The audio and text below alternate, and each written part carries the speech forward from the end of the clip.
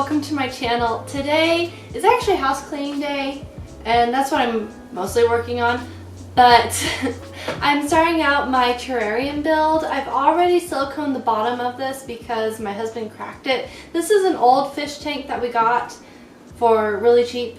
I went and I removed all of the silicone actually inside of it as well from the edges, and I resealed it with new fresh silicone so that way it didn't have all the algae on it. I don't know how my husband actually cracked it, somewhere along the way of bringing it home. So I did silicone the bottom. It was holding water without me sealing the big huge crack, but I went ahead and sealed it just that way I don't have to worry about it.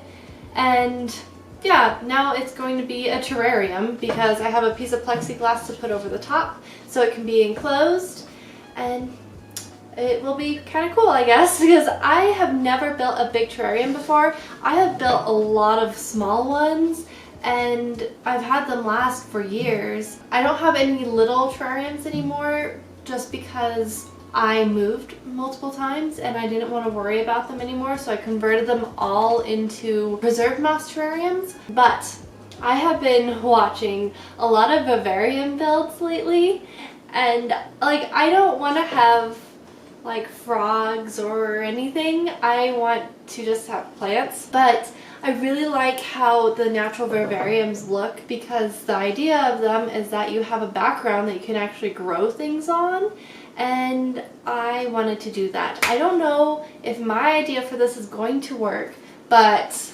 I am going to take some of this. This is actually a basket liner and I've torn it apart because I've been messing around with putting it on the inside because I have some Ficus plumosa, or also called creeping fig.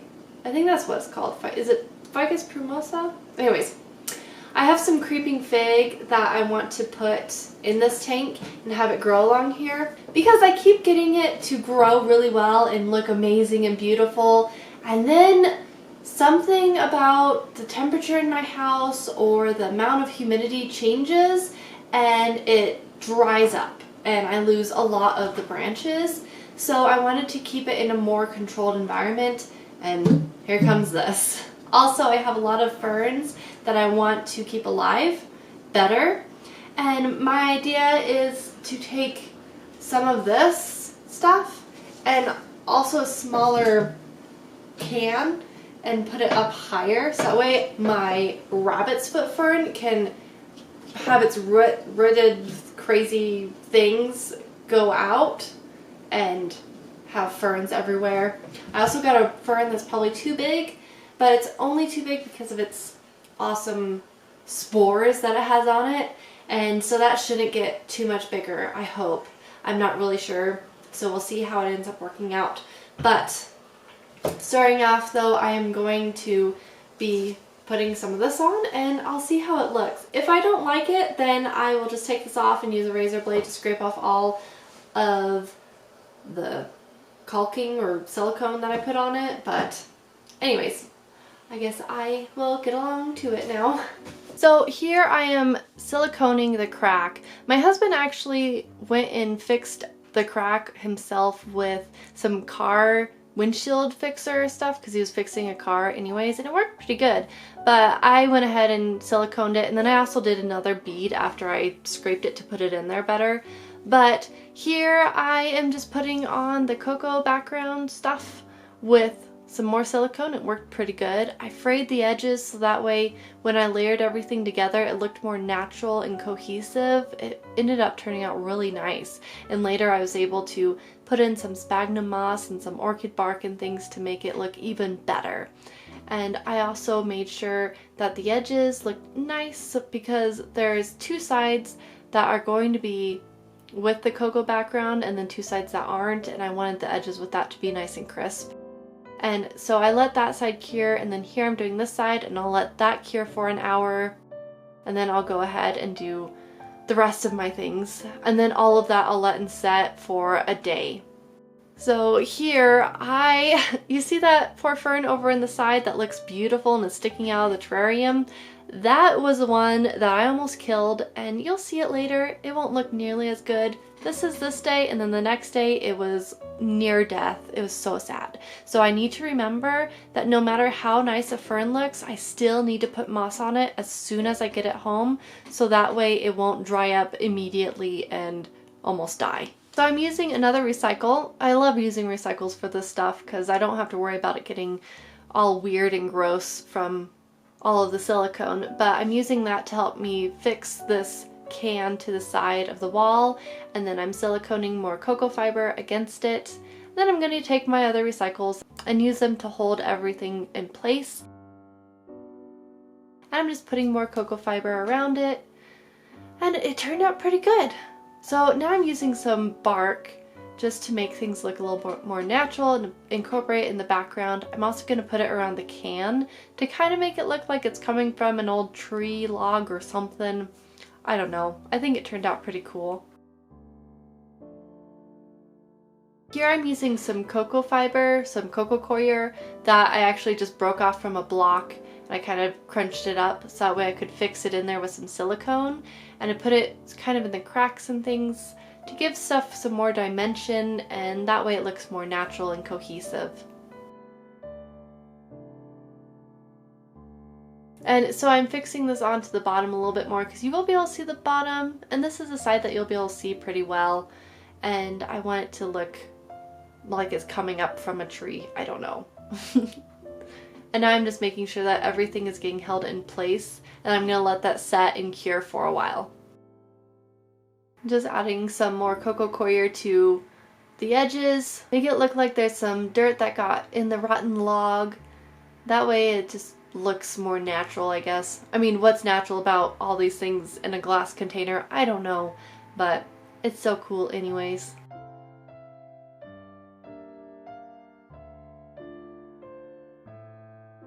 So now that it's set for a while, I am putting some sphagnum moss in more of the cracks and crevices and getting everything to look even more dimensional. I think that putting in the sphagnum moss gave everything more texture. I really like how it worked. Now I'm also putting in some orchid bark too that I'm putting in different places. I just took handfuls of it and smushed it into some silicone. It ended up coming out, some of it later, because I put a lot on there so that way I could cover all the silicone. But that was fine. I expected that, of course. I did a little bit of an overkill so that way I would get good coverage. And I didn't want any of this shiny silicone peeking through. That would kind of ruin the effect a little bit. So now I'm making up my soil. I'll put a link in the description box for you so that way you can see kind of the recipe that I got this from. But I used a jar of like compost, like worm castings, and then 2 jars of cocoa coir, a jar and an extra handful of orchid mix. And now I'm just adding a little bit more cocoa coir. And now I'm putting in 2 jars of sphagnum moss plus a little extra, I guess 3 jars. And now I'm putting in a little less than a jar of sand and just mixing everything in really good. I had to break up the sphagnum moss quite a bit so that way it would incorporate really well. And just mixing everything together. I added a little bit more of everything just to make it the way I wanted it. It was fun. It was like cooking, but with soil. I think I'm going to do this a lot more. Oh, here's some charcoal that I added into. I like to add charcoal into my terrarium soils. I always like to add charcoal into all the different layers. I like to make my own soil for certain things, but I've never made it completely from scratch like this, and this was really fun. I think this was my favorite part of the whole build, actually. So now I'm adding in a layer of rocks. I didn't have quite enough rocks, and I really should have put some charcoal in the bottom, but I hadn't made a terrarium for so long that I kind of forgot. As you can see, I don't actually put in a charcoal layer at all until I remember later on. It is kind of frustrating, but it was fine. It wasn't too difficult to add in a charcoal layer later. I just had to take out all my plants, that's all. So that screen is actually from an old window, and it was fine. It worked out pretty good. It ended up looking like I thought it would show up too much when I first put it in, but once I watered everything in, it blended in much better. So I'm just adding in one layer of soil, and then as I plant everything, I'll put in another layer of soil. But first I'm starting off with this ficus pumila, and that way it will grow on the sides and it's already sticking to it. There's a maidenhair fern. Oh, that one's so beautiful. That one I've had for quite a while. And this is my new maidenhair fern. I think it's a ruby is what it's called. And that one doesn't have nearly as much hair on it. So I think maybe that's part of the reason why it dried out so quickly. I don't know. And there's my new Rex begonia. And then that one, my other one that's darker, is my older one that I've had for quite a long time. And there's my rabbit's foot fern that I put in the cup. Oh, and now there's my, oh, what is it called? My Pilea bronze. That's what it is.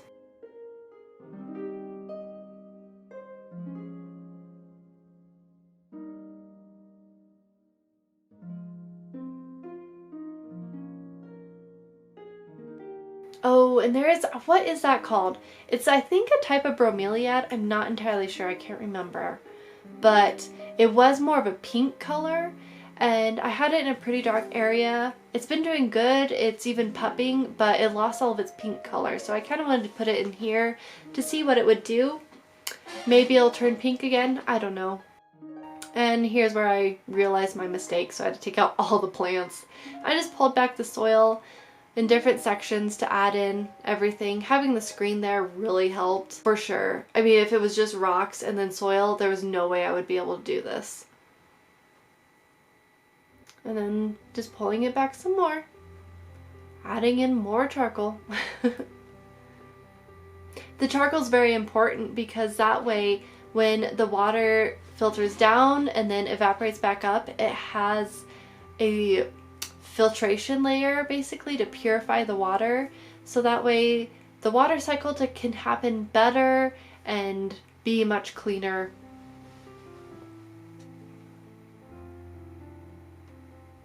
Just adding everything back in. This way is a lot easier, I guess. I don't know, I already knew where everything went. That Rex begonia has acclimated really well. Everything has acclimated actually super well so far, except for this Rex begonia. I don't know why. This morning it still looked pretty nice, but as the day has gone by today, it's not very happy. But I think it will eventually acclimate, so I think I'll just let it stay in there. If it dies back completely, oh well, and it might come back, but hopefully it won't die back completely. So I'm putting in all this different kind of moss in different places, so that way each moss can shine in different spots. I don't know. I think the way that I ended up putting it ended up looking really nice. I had quite a few different kinds in here. If you want a video on different kinds of moss, let me know. It's one of the things I just absolutely love. Now I'm just adding in more orchid bark, so that way it looks more natural, I guess. Add more ground cover. And I'm adding in some natural elements. Those two little glass squash my son put in there, he was helping me decorate. It's very sweet.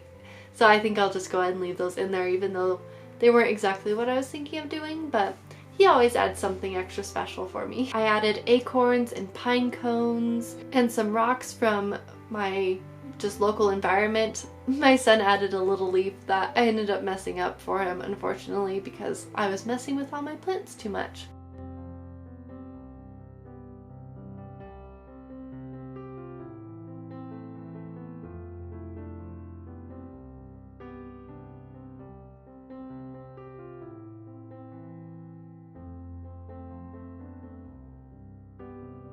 Now I'm just misting everything, and then I also watered everything in. I am so thrilled to be done with this. I mean, I think it's just gorgeous and beautiful. And really, it's probably like you put all these plants together, and no matter what you do, putting plants and moss together like this is going to look beautiful. And my husband loved it too. So he's gonna go get me some springtails now that I'm done. I didn't want to get the springtails prematurely and have to worry about raising them or anything. So it is going to be going in my laundry room, in my grow room sort of area with a light on the top, and it should be doing pretty good, hopefully. I'm going to keep it in here for probably another week or so that way it gets some really good natural light, because this area in my kitchen gets indirect bright light most of the day pretty well, and I want this to do good because I accidentally almost killed this fern in the back. I bought this fern so that way I would have something to look really gorgeous in here. I got this fern and this Rex begonia. This pilea was a new one also, but it's pretty small and I wanted a few things that would be bright and stand out looking really fresh and good. And then I accidentally almost killed this poor maidenhair fern. Eventually I would like to put some tillandsia or some air plants in here. I'll probably put the ones that when you look at them they're more green. Those ones tend to do better in more moist environments. You're a stinker. You stinker. So I will probably put some of those in here eventually because my kitten keeps getting my air plants, and some of my favorite ones she's actually shredded, and it was really sad. After watering everything in, there's not really any water at the bottom. The rocks are a little damp, but there's definitely not like a noticeable water level. So I will have to gauge how that works this next month or so, and I will give you updates to show you how it's coming along, and it'll definitely be part of my houseplant tours as well. So yeah, just keep an eye out for that, and if you're not subscribed then go ahead and do that because I post every week, at least once a week. Sometimes I post more if I'm lucky enough to have time to do one. So yeah, I hope you have a really great week, and I will talk to you later. Let me know what you thought about this and what kinds of plants you would put in your terrarium. Bye!